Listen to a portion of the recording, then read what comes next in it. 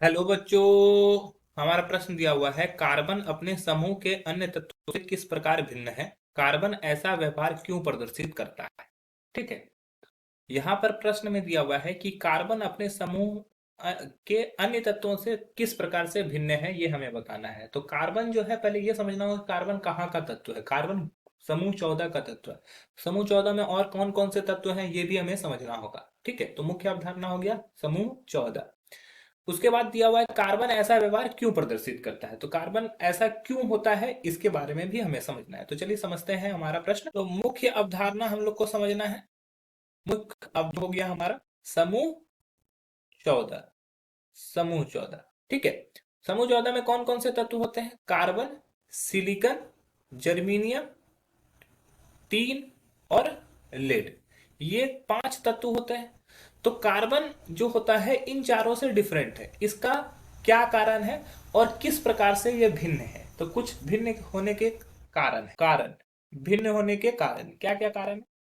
तो सबसे पहला कारण है कि कार्बन का आकार जो होता है वो काफी छोटा होता है। कार्बन का आकार बहुत छोटा होता है तथा इसमें डी कक्षक नहीं होते हैं। अतः यह भिन्न व्यवहार करता है। इसमें डी कक्षक उपलब्ध नहीं है। कार्बन का अगर संकेत है सी, परमाणु संख्या 6, इलेक्ट्रॉनिक विन्यास देखोगे तो 1s2 2s2 2p2। ठीक है, ये p कक्षक ही यहाँ पर प्रेजेंट रहता है। अब ये बाह्यतम कक्षा में इसका 4 इलेक्ट्रॉन रहता है। तो ये 4 इलेक्ट्रॉन को क्या करता है ना, ये इलेक्ट्रॉनों का साझा करता है। और इलेक्ट्रॉन का जब साझा करता है तो इसका जो संयोजकता होता है वो क्या हो जाता है। ये संयोजकता जो होता है वो 4 होता है। और इसका ऑक्सीकरण संख्या अगर बात करें ऑक्सीकरण संख्या की, तो ये भी ऑक्सीकरण संख्या यहाँ पे क्या दिखाएगा, +4 दिखाएगा।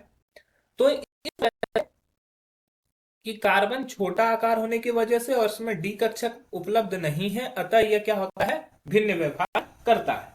कार्बन के पास ऐसा व्यवहार करने के एक और कारण है कि कार्बन बहुआबंध बनाने में सक्षम होते हैं। बहुआबंध बनाने में सक्षम होते हैं मतलब कि कार्बन क्या होगा, अपने ही तत्व से सिंगल बॉन्ड बना सकता है, डबल बॉन्ड भी बना सकता है और ट्रिपल बॉन्ड भी बना सकता है। तो ये कार्बन के बीचों में ये तीनों तरह के बंध बन सकते हैं।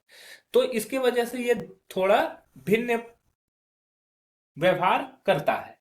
इसके अलावा कार्बन में सबसे अधिक श्रृंखलन गुण पाई जाती है।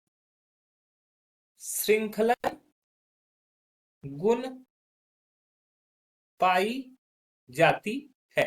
अब श्रृंखलन गुण क्या होता है, जब कोई भी तत्व अपने ही तत्व से बार बार जुड़े, ठीक है, तो उस गुण को श्रृंखलन गुण बोलते हैं। जैसे एक एग्जांपल है C6H12, H14 भी बोल सकते हो।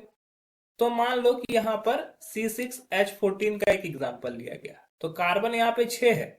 तो ये किसी विशेष फॉर्मूला पर है CnH2n+2। यहाँ पर n का वैल्यू हम 50 भी ले सकते हैं। तो यहाँ पे 50 कार्बन का एक, यहाँ पर 50 कार्बन का एक श्रृंखला बनेगा। उसी तरह दूसरा है एल्कीन, जो कि फॉर्मूला होता है CnH2n। Alkyne CnH2n-2। Alkyl group CnH2n+1, जहां पर एक बंद खाली ही रहता है कार्बन का।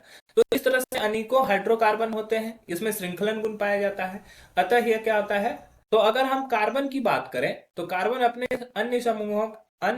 अपने समूह के अन्य तत्वों से भिन्न क्यों है, क्योंकि वो आकार में छोटा होता है, उसमें डी कक्षक नहीं होते हैं। पहला ये अंतर है। दूसरा अंतर यह है कि कार्बन बहुआबंध बना सकता है। तीसरा भिन्नता क्या है कि वो उसमें श्रृंखलन गुण पाया जाता है और ऐसा व्यवहार प्रदर्शित इसलिए करता है क्योंकि वो छोटा आकार होता है और डी कक्षक प्रयुक्त नहीं होते हैं, अतः वो अपने कार्बन ऐसा व्यवहार प्रदर्शित करता है। आशा है कि आपको समझ में आया होगा। धन्यवाद।